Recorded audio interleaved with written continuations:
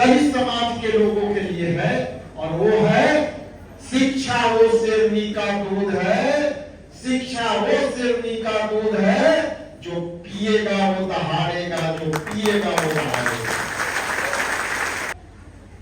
लेकिन अधिकार पाते पाते पाते पाते क्या हमारे संविधान से मिले अधिकारों से जो अंतिम पंक्ति में बैठा व्यक्ति, जिसे हम दलित पिछड़ा अति पिछड़ा समाज कहते हैं, क्या उनको संविधान में दिए गए प्रावधानों का लाभ मिला? और छूत का भेद को भी हम लोग झेलते हैं। इसलिए बाबा साहब ने कहा कि संघर्ष करो, संगठित रहो और शिक्षित बनो। लास्ट में बहुत ही प्रचलित जो है बाबा साहब का एक संदेश है जो सबके लिए, लेकिन सबके लिए है, उसमें सबसे ज्यादा जरूरी दलित समाज के लोगों के लिए है, और वो है शिक्षा वो शेरनी का दूध है, शिक्षा वो शेरनी का दूध है, जो पिएगा वो दहाड़ेगा, जो पिएगा वो दहाड़ेगा।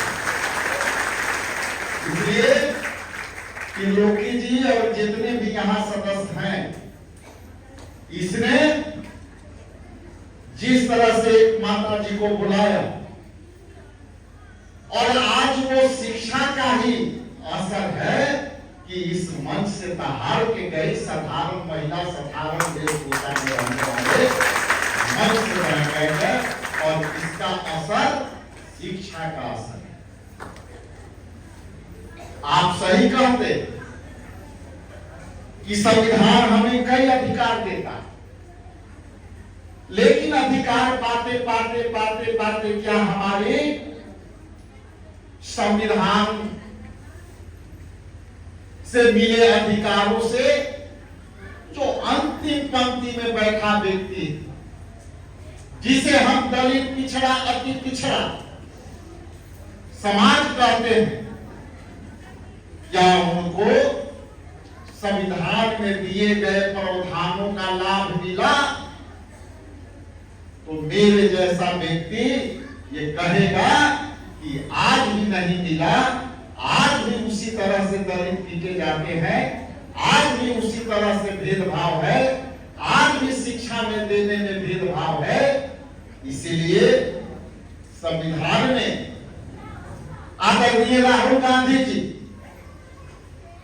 बार बार कहते हैं, और वो दो बातें प्रमुखता से कहते हैं कि हमें आरक्षण के 50% के दायरे को बढ़ाना होगा, और वो तभी बढ़ेगा जब हम जातीय जनगणना कराएंगे।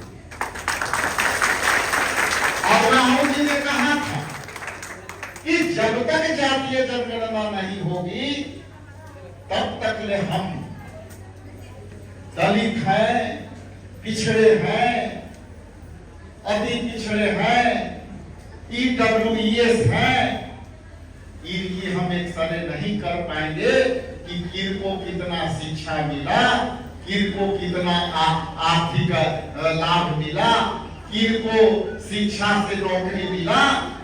और उसी साजिश के तहत ये 50% के आरक्षण के दायरे को किसी षड्यंत्रकारी ने आरक्षण को जो है कंट्रोल करने के लिए 50% के आरक्षण को लॉक करके रखा है। इसलिए राहुल गांधी कहते हैं कि जब तक ले आरक्षण की दायरे नहीं बढ़ेगी, कांग्रेस पार्टी आदरणीय राहुल गांधी के नेतृत्व में और राजेश कुमार के संघर्ष के नेतृत्व में, त्रिलोकी जैसे यहाँ बैठे लोग के संघर्ष के नेतृत्व में ये भी लड़ाई हमको लड़ना है। जब तक ये लड़ाई हम नहीं लड़ेंगे तो अकेले अकेले बट करके हम कुछ नहीं कर पाएंगे, क्योंकि जब लोकतंत्र का बात आती है तो हमें बाबा साहब ने कहा था कि हमको लोकतंत्र के मंदिर पर भी हमें ध्यान रखना है, और उस लोकतंत्र के मंदिर लोकसभा है, राज्यसभा है, विधानसभा है, विधान परिषद है, उसमें भी हमारी भागीदारी बढ़नी चाहिए। ये जब तक ये दायरा नहीं रहेगी और ये सामाजिक लड़ाई, न्याय की लड़ाई में जब हम आर्टिकल 55 के बात करते हैं तो हमारा जो आरक्षण का दायरा है, जिस तरह से बीजेपी के सरकार ने आरक्षण को कमजोर किया है और उस आरक्षण को कमजोर करने में परोक्ष रूप से केंद्र सरकार ने, नरेंद्र मोदी जी के सरकार ने जो है परोक्ष रूप से हमारा आरक्षण खत्म कर दिया। वो इसलिए कैसे खत्म किया? तो आप जाइए गांवों में, आप जाइए अपने पंचायतों में, आप जाइए अपने प्रखंडों में, उनसे पूछिए कि क्या हमारा आरक्षण प्राइवेट सेक्टर में है? क्या हमारा प्राइवेट सेक्टर के फैक्ट्रियों में दलितों के, पिछड़ों के, अति पिछड़ों के आरक्षण है? नहीं है। और यदि हुआ नहीं है तो जिस तरह से जितनी भी रेलवे को प्राइवेटाइजेशन किया गया, जितनी भी जो है सेल कंपनियां, जितनी भी सरकारी उपक्रम केंद्र की कंपनियां हैं, उसमें यदि हमारा प्राइवेट है तो हम समझते हैं कि हमारी आरक्षण की दायरा खत्म हो चुकी है।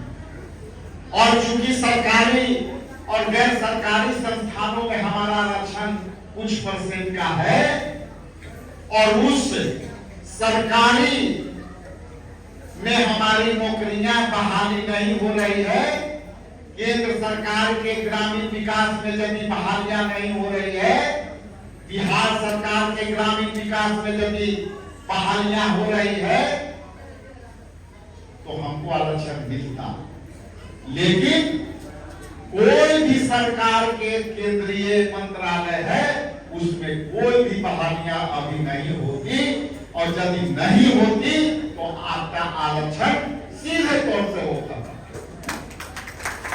क्योंकि वो सारे काम प्राइवेट कंपनी, अडानी और अंबानी जैसे लोग कर रहे हैं। चाहे वो बिजली उत्पादन की जो है थर्मल पावर हो, चाहे सड़क बनाने का हो, चाहे हवाई अड्डा बनाने का हो, आप देखिएगा कि वहां पर मैन पावर की कैपेसिटी मशीन से हो रही है, और हमारे पास हाथ में काम नहीं है। और ये यदि काम आता भी है तो अडानी अंबानी जैसे लोगों की जो है फैक्ट्रियों में, उनके कंपनियों में हमारे लोगों का जगह नहीं है, आरक्षण नहीं है। इसलिए हम जहां हैं वहीं हम रहे। आप जानते हैं कि जब से नरेंद्र मोदी सरकार आई है, हमने इंदिरा आवास की बात करते थे, और आज माता बहनें आप जानते हैं अपने गांव में कि जब कांग्रेस की केंद्र में सरकार ही थी तो शिक्षा की गारंटी भी देती थी, और शिक्षा के गारंटी के साथ साथ इंदिरा आवास भी बना करके देती थी। लेकिन आप हाथ उठाइए कि आज यदि इंदिरा आवास के बात आती है तो क्या 2000 रुपया नहीं मांगे जाती है ये सरकार से? आपके पास जितने लोग जाते हैं वो 2000 रुपया आवास सहायक आपसे मांगते हैं, और आप देने में सक्षम नहीं है। यदि आप एलिजिबल हैं भी तो आपका आवास नहीं मिलता।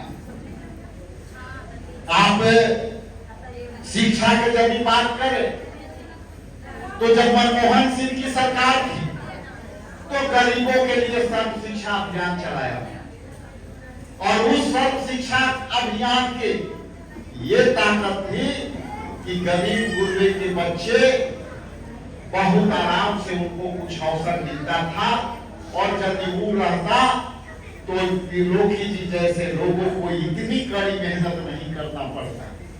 लेकिन आपको बताते चले कि जब केंद्र सरकार आई तो सर्वप्रथम सर्व शिक्षा अभियान को ही बंद कर दिया और जब बंद किया तो हमारे पास दलित पिछड़ों के जो है शिक्षा का अवसर अचानक खत्म। इसलिए जब इस सामाजिक न्याय की बात लड़नी है तो ये निश्चित रही यहाँ राजेश कुमार राम जब तक ले बैठा है तब तक ले आपको कभी कोई सोचने की आवश्यकता नहीं है।